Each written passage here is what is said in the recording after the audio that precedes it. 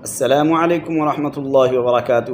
بابو تنولی اپنے دیکھنے سننے چاہنے والوں کے سامنے ایک مختصر سی ویڈیو لے کر حاضر ہوئے اور بہت اہم ہے، بہت ہی ضروری باتیں ہیں۔ رمضان میں اللہ تبارک و تعالی 4 لوگوں کو رمضان المبارک کے بابرکت مہینے میں بھی معاف نہیں کرتا۔ پہلا، شراب پینے والا۔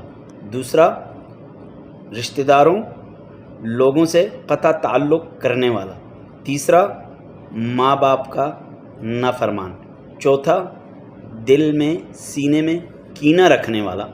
ان 4 لوگوں کو اللہ رمضان المبارک کے مہینے میں بھی معاف نہیں کرتا۔ کون؟